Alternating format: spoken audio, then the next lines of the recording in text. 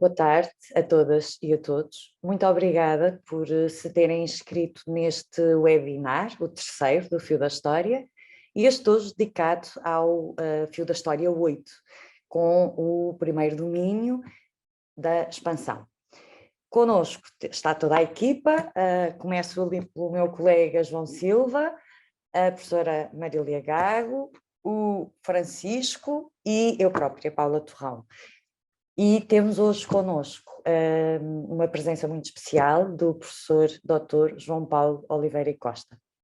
Marília? Em nome da equipa agradeço ao seu professor por ter aceito estar aqui connosco e ter sido também nosso consultor científico. Cumprimento.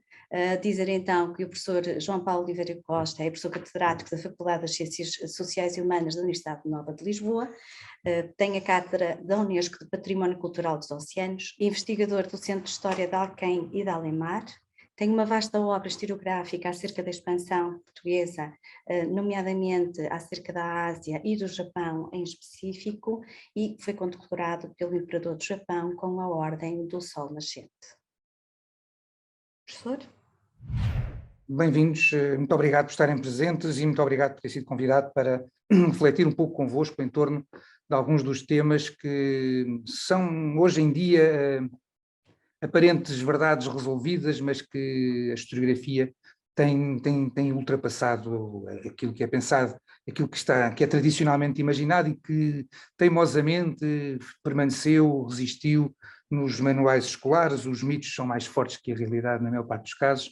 Felizmente já não se fala do mito Sá, já não é mau, mas temos aqui 3 outras ideias que eu gostava de refletir convosco um pouco sobre elas. A ideia de que Ceuta foi um fracasso, que não foi. A ideia de que Dom Afonso V não se interessou pelos descobrimentos, que se interessou, e a ideia de que o Império Português esteve em decadência logo no século XVI, que não esteve. Comecemos por Ceuta. Perceber Ceuta, em primeiro lugar, é perceber que antes de falarmos da expansão portuguesa, embora seja a tentação, seja olhar para Ceuta como foi um primeiro movimento das forças portuguesas fora do território europeu, mas a verdade é que ela é mais do que um começo, começou por ser um encerramento. O encerramento de um processo que vinha desde o tempo de Dom Afonso Henriques, que era o da consolidação das fronteiras estratégicas de Portugal.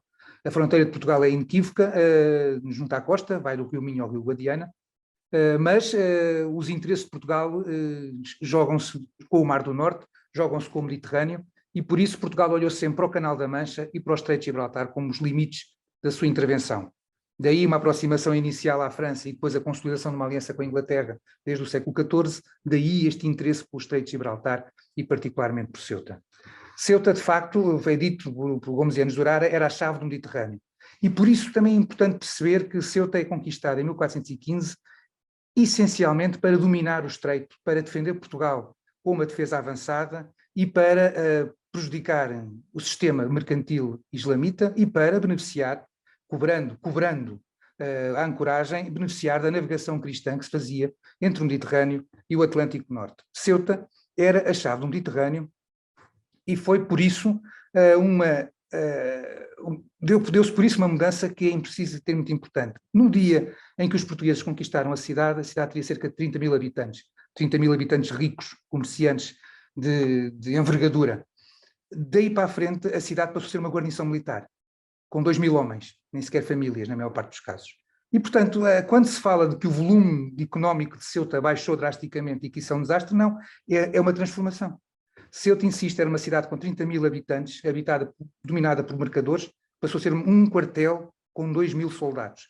E era para isso que servia para atacar os muçulmanos, servia para usar o seu porto, um porto excepcional, até porque, como se pode ver por esta imagem, tem 2 portos, de um lado e do outro, conforme os ventos, e, portanto, é um local excepcional que permitiu à navegação mediterrânica cristã ter um ponto de apoio na passagem do Estreito. Ponto de apoio que não era gratuito. E, portanto, a Ceuta chegou o ouro da ancoragem, não o ouro das caravanas. Imaginar que Dom João I acreditava que depois de conquistar a cidade aos mouros, que esses mesmos mouros iam lá levar as caravanas que vinham da Guiné, é imaginar que Dom João I era estúpido, coisa que é difícil não é compaginável com a sua biografia. E, portanto, os portugueses, o rei sabia que ao ficar com a cidade ia mudar de natureza. Mas a cidade era de tal maneira importante que valeu o sacrifício do infante Dom Fernando. Ceuta foi mantida, apesar do infante Dom Fernando estar cativo em Fez. E quando o infante Dom Pedro, regente do reino, ainda tentou de facto salvar o irmão, entregando Ceuta, a expedição que saiu de Lisboa com essa missão foi interceptada pelos genoveses e o seu capitão-mor foi assassinado em pleno combate e a troca já não se fez. Este combate único na história das relações entre Portugal e Génova até ao século XV, a coincidir com uma expedição que ia resgatar o infante Dom Fernando à custa de Ceuta, diz bem do interesse que todo o Mediterrâneo cristão tinha na manutenção de Ceuta, e por isso Ceuta foi um sucesso, e por isso Lisboa e o Porto eram contra a devolução de Ceuta, por isso os concelhos do Algarve eram contra a entrega de Ceuta. E é isto, basicamente, vale a pena discutir com os vossos alunos, mas basicamente é esta a ideia fundamental que eu vos deixo, é de perceber que Ceuta deixou de ser uma cidade mercantil para ser uma base militar, que a base militar teve um sucesso tremendo do ponto de vista estritamente militar, com os saques que obtinha, e que a cidade portuária permitiu ganhos extraordinários com as ancoragens que eram pagas por todo o mercador cristão que navegava entre o Atlântico Norte e o Mediterrâneo. Dom Afonso V. Dom Afonso V é maltratado pelas crónicas. João de Barros, nas décadas da Ásia, dedicou a primeira década, os primeiros capítulos da primeira década, às navegações antes de Vasco da Gama.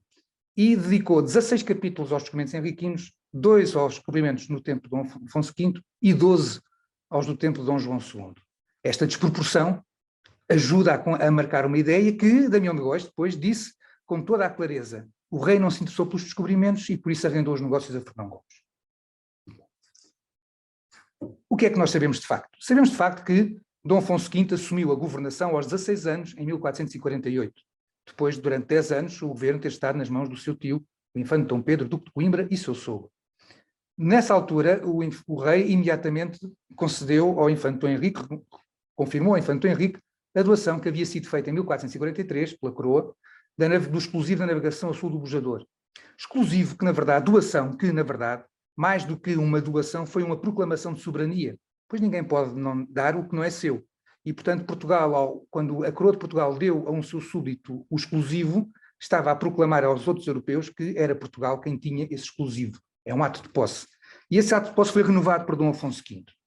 Quando, finalmente, o infante Henrique faleceu, a 13 de novembro de 1460, imediatamente o rei assumiu o controle do comércio da Guiné, onde já tinha enviado navios mesmo em tempo de vida do seu tio, e fez com que alguns dos nobres da Casa Ducal de Viseu, mais ligados à navegação, se passassem para a Casa Real. A Casa de Viseu, como saberão, passou a pertencer ao irmão do rei, filho adotivo do infante Henrique, o infante Dom Fernando, que não ficou com os descobrimentos tinham sido dados a título vitalício, e, portanto, os descobrimentos, em 1460, transitam para a coroa, e por isso, a partir de 1461, assistimos à criação de uma administração ultramarina centralizada, em que a feitoria da Arguinha é transferida de Lagos e da zona de Lagos e de Sagres para Lisboa.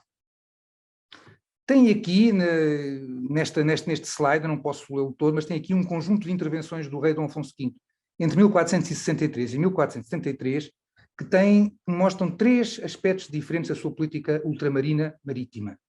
Por um lado, a defesa intransigente do exclusivo da missionação a sul do Bujador para os portugueses, e, portanto, quando aqui apareceram os franciscanos catalães, o rei não os deixou passar. A criação de incentivos para a ocupação das ilhas de Cabo Verde, cedendo benefícios da coroa a um privado, ainda que fosse o seu irmão, para garantir que as ilhas eram ocupadas e para impedir que outros as ocupassem, o que viria a ser decisivo na guerra de 1475-1479 contra Castela. O arrendamento, de facto, do comércio da Guiné, mas sem o controle dos descobrimentos. Isso é uma invenção do João de Barros, que não há nenhum documento que o comprove, pelo contrário, o documento de 1473, em que é renovado o contrato de Fernão Gomes, diz apenas que é renovado o contrato do arrendamento, sem falar na continuidade ou no começo ou na interrupção de qualquer obrigação, e os cronistas do tempo dizem apenas que os cavaleiros do rei é que fizeram os negócios, é que fizeram os descobrimentos, como o Fernão Pó, como o João de Santarém, e custa a crer que escudeiros e cavaleiros da Casa Real estivessem ao serviço de Fernão Gomes, ainda que ele também fosse um nobre. Em 1472, quando a ocupação de Cabo Verde já estava garantida, Dom Afonso V retificou, tirou direitos aos primeiros povoadores, mas no sentido de fazer com que as ilhas de Santiago se tornassem numa economia produtora ficando mais seguro o seu próprio povoamento, e a partir de 1473 incentivou os privados a explorar o interior do Oceano Atlântico, prometendo-lhes, longe da Guiné, que lhes daria as ilhas que eles descobrissem. Há, pois, um conjunto de elementos em que nos mostra um rei empenhada em prosseguir a obra do seu tio, dos seus tios, quer do infante Henrique, enquanto o homem dos descobrimentos, quer do infante Dom Pedro, enquanto o homem que criou as condições políticas para que a coroa dominasse a Guiné como dominou, e ao mesmo tempo para avançar, quer para sul, quer para o interior do oceano. No meio disto, não esquecer que em 1471 foi descoberto o ouro da mina, que é o maior legado que Dom Afonso V deixou ao seu filho, muito mais que as estradas que ele ainda diz, e que nesse mesmo ano, quando os navios dos descobrimentos corriam para o Oriente ao longo do Golfo da Guiné, Dom Afonso V chegou a decretar um monopólio de produtos como o pau-brasil ou como o lacre, que só sabia existirem no Oriente nessa altura. O que quer dizer que o Dom Afonso V já também admitia, em 1471, poder estar a chegar ao Oceano Índico, dado que a costa, naquele momento, corria para o Oriente e não para o Sul, a costa africana.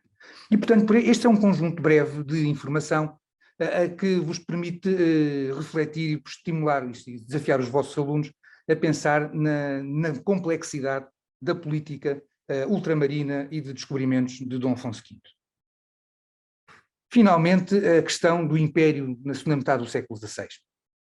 Recomendo vivamente duas obras que nos mostram a dinâmica da cidade de Lisboa e da Casa de Bragança, à direita, a Cidade Global, um catálogo de uma exposição excepcional que há uns anos foi apresentada no Museu Nacional de Arte Antiga, coordenada pela Anne-Marie Gasfen Jordan, e do outro à esquerda, de todas as partes do mundo, o trabalho final de um grande projeto de investigação dirigido por Jessica Hallett, ambas investigadoras do CHAM, que analisou com uma equipa vasta todo o inventário dos bens que pertenciam a Dom Teodósio V de Bragança quando ele faleceu em 1563 e que eram objetos de todas as partes do mundo.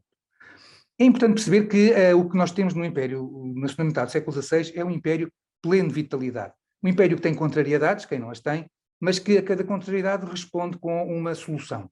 E é assim que tem que ser percebido. O que é o problema é que, não é a maior parte dos casos, como na vida de hoje, as tragédias e as dificuldades são muito mais apregoadas, nomeadamente pelos comerciantes, mais do que os seus sucessos. Raramente um comerciante diz que está a ter lucro, mas diz sempre que está a ter prejuízo. Isto não começou hoje, nem com os telejornais de hoje, isto tem tanto tempo quanto o homem. Na carreira da Índia, na segunda metade do século XVI, podemos inventariar 4 grandes novidades, sobretudo a porcelana. A porcelana passa a ocupar boa parte do espaço nos porões da carreira da Índia. Os móveis, nós sabemos que no naufrágio de 1625, aqui junto ao Bugio, vinham móveis encomendados pelo próprio Conde Duque de Olivares, valido Filipe IV.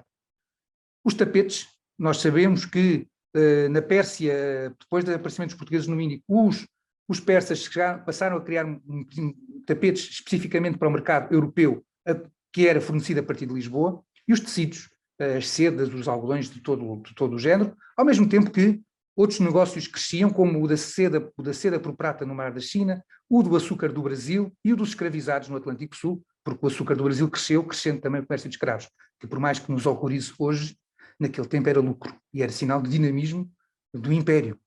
O Império não estava cadente por ter um negócio lucrativo. E eticamente, naquele tempo, a questão não se colocava como se nos coloca hoje. Deixo-vos aqui esta lista de crescimento, do que é o crescimento territorial dos portugueses na segunda metade do século XVI, que não é compaginável com a ideia do Império em decadência. Em 1554, os portugueses fundam São Paulo, no interior da América, em negociação com os índios e combatendo os inimigos dos índios com que se negociava. 3 anos depois, do outro lado do mundo, os portugueses instalam-se em Macau, conseguindo, através da negociação com os mandarins chineses, que não eram propriamente os índios do Brasil, e guerreando os piratas do Mar da China. Em 1558 é o vice-rei Dom Constantino de Bragança que conquista Damão, pela guerra, na Ásia. Em 1560 é criada uma nova fortaleza no Bahrein, no interior do Golfo Pérsico, como resposta ao avanço turco até o Kuwait e até Bassorá. Em 1561, o mesmo Dom Constantino de Bragança inicia a conquista do Ceilão. Em 1565, os portugueses ocupam o Rio de Janeiro definitivamente, vencendo os franceses. Em 1569-70, 3 cidades da costa indiana a sul de Goa são conquistadas no âmbito da geoestratégia momentânea, quando o Império Hindu, que era aliado dos portugueses, se desagregou. Em 1570, os portugueses instalam-se em Luanda, o que é simplesmente uma negociação. Não é a tiro, é negociando com as populações locais. Eram 100 portugueses, não tinham condições 100 portugueses de se impor a ninguém que não os quisesse. No ano seguinte, do outro lado do mundo, os portugueses fundam Nagasaki, e depois, entre 1585 e 90, os portugueses avançam pelo Nordeste, em exércitos em que talvez 30% do exército português que avança pela Paraíba e depois pelo Rio Grande do Norte, pelo Sergipe, talvez 30% fossem europeus, mas tudo o resto são índios aliados, o que mostra que estes avanços, que este princípio do processo colonial não é um processo simplesmente do europeu contra os outros, é um processo em que o europeu primeiro negocia, encontra aliados e porque encontra aliados aproveita a circunstância para tirar partido e ganhar espaço. Pelo meio também não esquecer que ainda em 1596 foi construída a fortaleza de Mombasa, que durante um século, até ao final do século XVII, foi um esteio de pressão sobre o Golfo Pérsico. São estes os factos que eu vos queria chamar a atenção, que são indesmentíveis. Nós podemos discutir impressões, nós podemos discutir tendências, não podemos discutir factos. O Império Português, na segunda metade do século XVI, cresceu em volume de negócio, cresceu em territorialidade e adaptou-se a todos os desafios que sentiu, quer no Oceano Índico, quer no Oceano Atlântico. Esta é a realidade. Porque é que se fala em decadência? É simples, porque podemos perguntar quem é que fala da decadência? E quem fala da decadência é o grupo social que, nesse momento, começou a ser afastado do protagonismo da expansão, que são os nobres. A expansão, durante mais de 100 anos, é conduzida quase só, em todas as suas dimensões, pela nobreza, mas a partir de meados do século XVI é uma expansão cada vez mais mercantil, reduzem-se os monopólios régios e, portanto, a iniciativa privada, que é sobretudo dos mercadores, cresce, e os próprios missionários, que também são privados para todos os efeitos, também têm um papel muito, muito relevante no alastramento da influência portuguesa, mesmo para lá das fronteiras do Império.